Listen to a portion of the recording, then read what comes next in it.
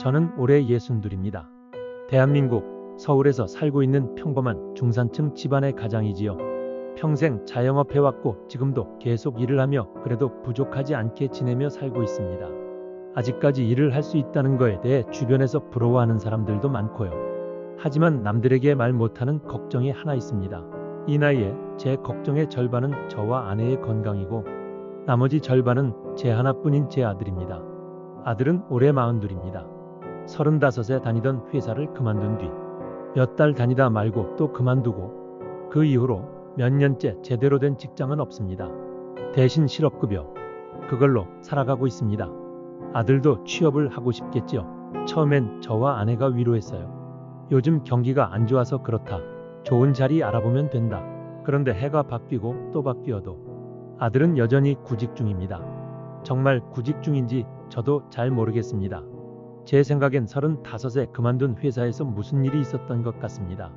저에게 아무 말은 하지 않지만 그 시점으로 아들이 많이 바뀌었었어요. 참 총명하고 미래가 유망한 아이였는데 아내는 행여 아들이 나쁜 생각을 할까 절대 물어보지 말라고 합니다. 뉴스에 보면 삶이 힘든 젊은이들에 대한 무서운 이야기들이 자주 들려와서 저도 입을 꼭 다물기로 했습니다. 아들이 집에 있는 시간이 길어졌습니다. 아들은 낮과 밤이 완전히 바뀌었습니다. 새벽 3시 방에서 게임하는 소리가 들립니다. 아침에는 늦게까지 자고 낮에는 커튼을 쳐놓고 가끔 방문이 열렸을 때 슬쩍 보면 햇빛 한 줄기 들어오지 않게 한 채 지내고 있더군요. 아들은 늦은 오후에야 나옵니다.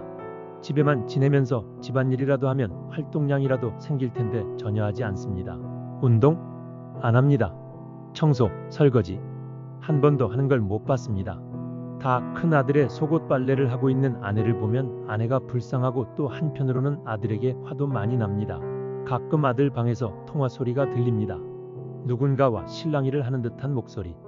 회사 인사팀인지 공무원인지 듣다 보면 실업급여 조건이나 기간 같은 얘기 같습니다. 그럴 때면 제 가슴이 답답해집니다. 처음엔 젊으니까 다시 일어설 수 있다고 믿었습니다. 하지만 이제는 잘 모르겠습니다. 아들 방 앞에 서 있다 보면 문 하나를 두고 이렇게 멀어질 수 있구나 싶습니다. 저와 아내는 아들에게 한 번도 일 좀 해라, 밥 좀 잘 먹어라, 얼굴 좀 보자, 앞으로 뭐 하고 싶냐 그런 말 해본 적 없습니다. 대신 가끔씩 용돈을 건넵니다. 아무 말 없이 식탁 위에 놓고 나갔다 들어오면 용돈을 가져갔는지 없어져 있더라고요.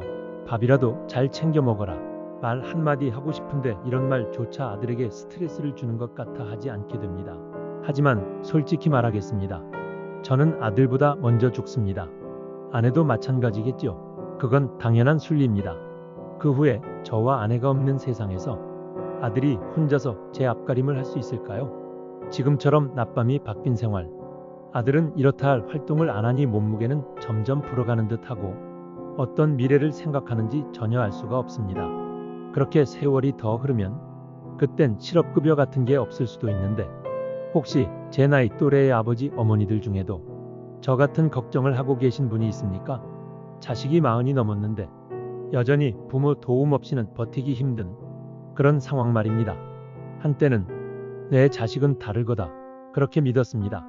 하지만 지금은 그 믿음이 무너진 채 그저 하루하루 걱정 속에 살고 있습니다. 며칠 전 용기 내서 얘기했습니다. 너 요즘 무슨 일 하고 있냐? 아들은 고개를 돌리며 말합니다. 아직 알아보는 중이야. 그 대답 몇 년째 듣고 있습니다. 그날 밤 저는 잠이 오지 않았습니다. 천장을 보며 생각했습니다. 내가 아들한테 뭘 해줄 수 있을까?